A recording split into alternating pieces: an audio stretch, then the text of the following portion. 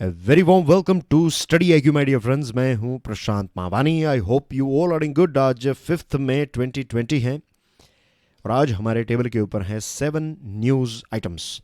आरोग्य सेतु के बारे में बात करेंगे, मैन्युफैक्चरिंग PMI के आंकड़ों के ऊपर नज़र डालेंगे, उसी के साथ जुड़ी हुई एक दूसरी खबर है लेबर पेन, उसी के साथ जुड़ी हुई एक तीसरी खबर है इंडस्ट्रियल आउटपुट।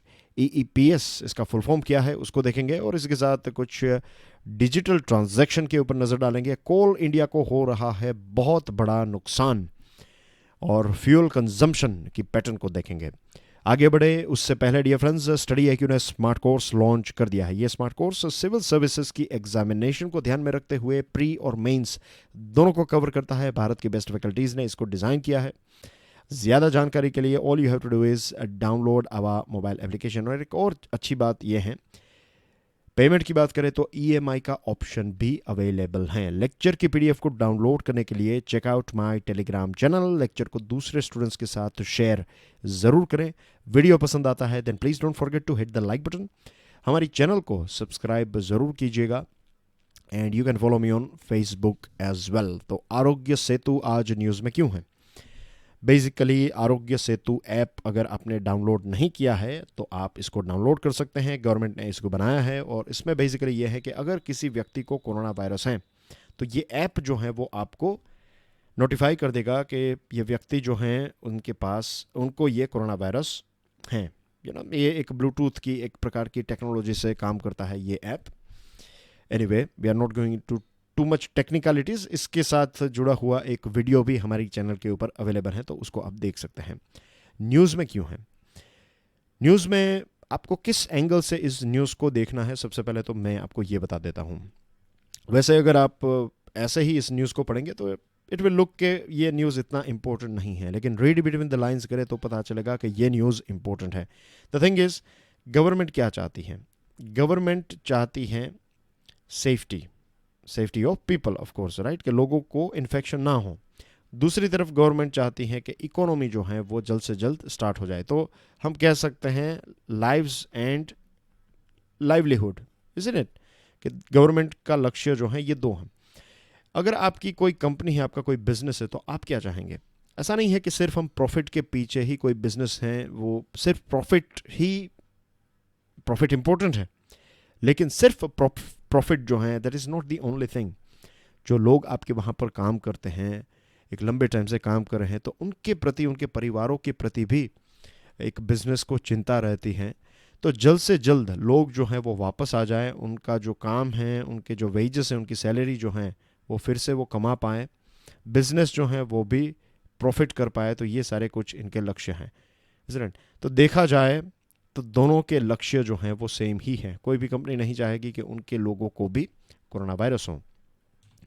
तो गवर्नमेंट क्या चाहती है? गवर्नमेंट चाहती है कि हर एक व्यक्ति जो काम कर रहा है, जिन जिन सेक्टर्स में गवर्नमेंट ने परमिशन दी है, तो इन सेक्टर्स में काम करने वाले सभी एम्प्लॉयज़ जो हैं वो अपने मोबाइल फ़ोन में आरोग्य सेतु ऐप को इंस्टॉल करें। और ये ध्यान में रखना होगा मैनेजमेंट को।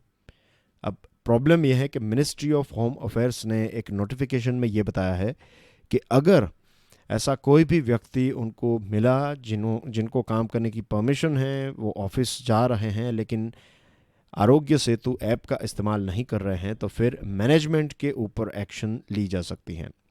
अब ये एक लटकती हुई तलवार जो है मैनेजमेंट के ऊपर, इसको लेकर बहुत सारी कंपनीज जो हैं वो चिंतित है। फॉर एग्जांपल, एक ग्रुप है जिसका नाम है MAIT। मेट में आपको सिस्को, डेल, इंटेल, कैनन और दूसरी ऐसी कंपनीज जो हैं वो सारी कंपनीज इस पर्टिकुलर ग्रुप के पार्ट हैं।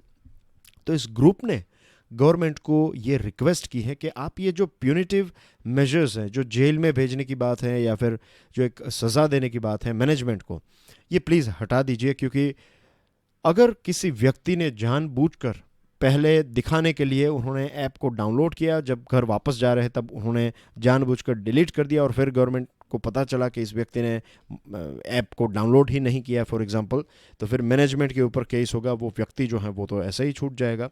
तो इसका एक रास्ता हो सकता है कि अगर किसी व्यक्ति ने इसको डाउनलोड किया उसके बाद ही उसको परमिशन मिलेगी, then you have to share this thing. आपको एक ऑफिशियली एक ईमेल लिखकर आप शेयर कर सकते हैं कि मैंने इसको डाउनलोड किया है and I will make sure कि मेरे फ़ोन में ये रहे। तो एक स्क्रीनशॉट शेयर किया जा सकता है, और फिर अगर ऐसा कुछ होता है कि वो जानबूझकर डिलीट कर देते हैं तो फिर उनके खिलाफ एक्शन जो है वो ली जा सकती हैं। तो ये जो इस प्रकार की जो चीज़ें हैं इसके ऊपर हमें एक क्लैरिफिकेशन एमएचए को जल्द से जल्द रिलीज़ करना चाहिए, क्योंकि ऐसी कन्फ्यूजन्स की वजह से ऐसा ना हो कि बिजनेसेस जो हैं वो बंद रहें, ऑफिसेस जो हैं वो बंद रहें। तो it is very important. I hope ये एक छोटी सी चीज़ है, छोटी सी इन द सेंस दिखने में छोटी है, लेकिन as a management point of view आप सोचेंगे कि नहीं बिजनेस भले ही बंद रहें, ये रिस्क हम नहीं उठा सकते। तो ऐसा नहीं होना चाहिए। तो इसके बारे में दोनों को मिलकर कुछ एक जो मिडिल वे जो है वो निकालना चाहिए। फिर मैन्युफैक्चरिंग पीएमआई की बात करते हैं। इसकी बेसिक्स तो आप जानते ही हैं। IHS market manufacturing purchasing managers index, 3 होते हैं, एक है मैन्युफैक्चरिंग, एक है सर्विसेज और एक होता है कॉम्पोजिट, इज़न्ट इट। यहाँ पर जो आया है ये मैन्युफैक्चरिंग के, यानी कि जो प्रोडक्ट्स हम पैदा करते हैं फैक्ट्रीज में से जो चीज़ें बनती हैं उसका ये इंडेक्स है। यहाँ पर देखिए 50.6 था अक्टूबर में, यहाँ पर भी रीजनेबली 50 से ऊपर था, लेकिन यहाँ पर पहुँच गया है 27.4 तक। आई एम श्योर आपको याद होगा कि 50 से ऊपर ये होता है तो इसका मतलब ये है कि मैन्युफैक्चरिंग जो है वो एक्सपांड हो रहा है, पॉजिटिव है। 50 से नीचे ड्रॉप होने का मतलब है कि ये माइनस में चल रहा है, और यहाँ पर कितना पहुँच गया है 27.4। 15 साल से ये पीएमआई को निकाला जाता है और पहली बार ऐसा हुआ है कि ये इतना नीचे गिरा है 27.4। अपने आप में ये एक बहुत ही ख़राब रिकॉर्ड है। ऑटो फर्म्स की बात करें तो अप्रैल में उन्होंने एक भी ट्रांजैक्शन नहीं हुआ है उनका। मार्च कोर सेक्टर जो है वो कॉन्ट्रैक्ट हुआ, उसके बारे में भी हमने देखा था।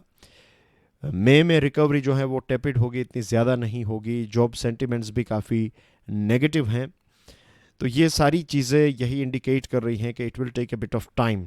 और दूसरी जो खबर इसके साथ जुड़ी हुई है लेबर पेन, तो इसमें एंटरप्रेन्योर्स एक्सपोर्टर्स जो हैं वो स्ट्रगल कर रहे हैं। उनको परमिशन मिल गई है, वो बिज़नेस को स्टार्ट कर सकते हैं, लेकिन जो लेबर्स हैं, जो मज़दूर हैं, बहुत सारे उनके मज़दूर जो हैं वो अपने विलेज, अपने गांव वापस चले गए हैं।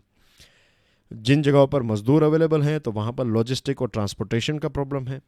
कई जगहों पर ये सारी चीज़ें हैं, मज़दूर का भी इश्यू है, लॉजिस्टिक का भी इश्यू है, फाइनेंशियल हार्डशिप है, उनके पास वर्किंग कैपिटल नहीं है, ये सारे इश्यूज़ हैं।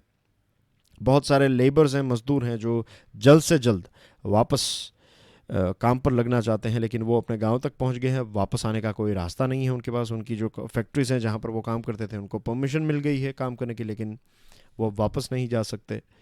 और बड़ी बड़ी कंपनीज जो हैं उनको तो नुकसान होगा ही, लेकिन छोटी छोटी जो कंपनीज हैं, micro small and medium enterprises, तो ऐसी तो लाखों ऐसी कंपनीज होगी जो हमेशा के लिए शायद बंद भी हो जाए। तो ये सारे इश्यूज जो हैं वो हमारी इकोनॉमी फेस कर रही हैं, तो इसकी वजह से ये ऐसे आंकड़े ही कुछ टाइम के लिए हमें देखने को मिलेंगे। इंडस्ट्रियल आउटपुट के साथ जुड़ी हुई एक दूसरी खबर है। खबर ये है कि एक महीने तक नेक्स्ट मंथ में, ये जो नया महीना, ये मई जो है अभी इसकी शुरुआत हुई है, तो इट विल टेक रफली अराउंड ए मंथ, एक महीने का टाइम लगेगा टू स्टार्ट आउटपुट।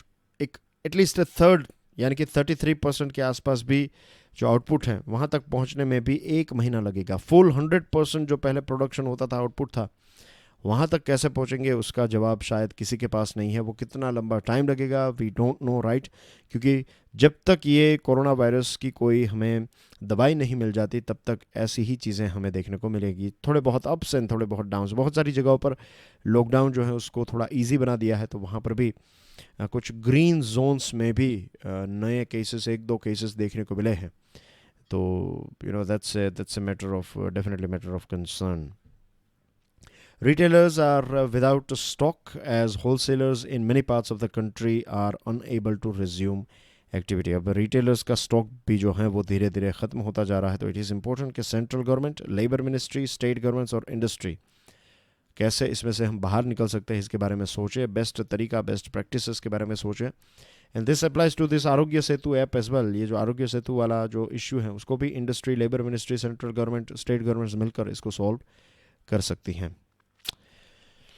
फिर AEPS का मतलब है Aadhaar enabled payment system. Average daily transactions जो हैं वो 11.3 मिलियन तक पहुंच गए हैं, यानी we are talking about what 1 crore 10 lakh 1 crore 13 lakh जितने ट्रांजैक्शंस इसके होने लगे हैं। और 430 मिलियन ट्रांजैक्शंस इसके हुए रूरल और रिमोट एरियाज़ में, और लगभग 16,101 करोड़ का ट्रांजैक्शन हुआ। तो दिस आर गुड साइंस। इसी के साथ गवर्नमेंट ने एक दूसरा आंकड़ा रिलीज़ किया है कि प्रधानमंत्री गरीब कल्याण पैकेज जो हैं, तो 26 मार्च को गवर्नमेंट ने कुछ 32,300 करोड़ रुपीस जो है वो ट्रांसफ़र किए हैं 340 मिलियन बेनिफिशरीज अकाउंट में।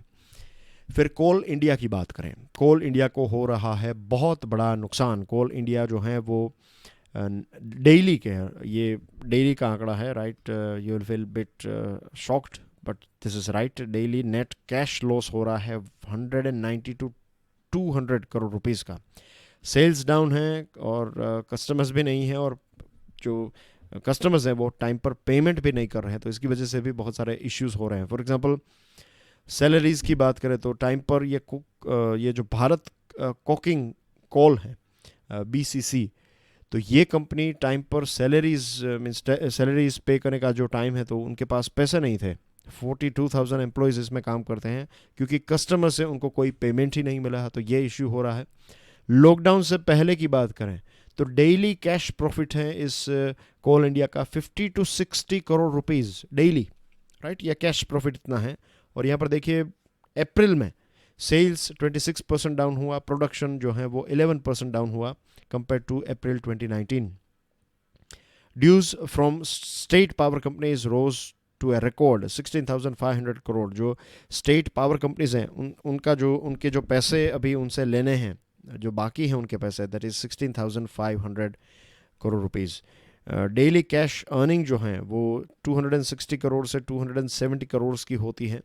इसमें टैक्सेस आ गए, सेस, रॉयल्टी, ये सारा बिजनेस जो है, सारे टैक्सेस और सारी चीज़ें मिलाकर 260 to 270 करोड़ रुपीज़ का इतना रफली इनका बिजनेस होता है। फ़िलहाल ये 30 to 40 करोड़ पर डे तक पहुंच गया है, तो यू कैन इमेजिन कि कितना बड़ा ड्रॉप इसमें हमें देखने को मिल रहा है। एंड लास्ट आइटम जो है ये है fuel consumption. Of course lockdown है तो फ्यूल कंजम्पशन जो है वो डाउन होगा, लेकिन LPG को छोड़कर, LPG क्योंकि अभी सभी लोग घर पर हैं तो LPG का खाना पीना ये सारी चीज़ों के लिए LPG का कंजम्पशन जो है वो थोड़ा इंक्रीज़ हुआ है। लेकिन बाकी के फ्यूल्स की बात करें तो 70% जितना ड्रॉप हमें देखने को मिला है। अप्रैल के 10 दिनों में थोड़ा बहुत पिकअप हुआ क्योंकि बहुत सारी जगहों को छूट मिली, तो इसमें थोड़ा बहुत हमें सेल्स में थोड़ा एक राइज देखने को मिला। वरना डीजल की बात करें तो इसमें 61% जितना ड्रॉप देखने को मिला।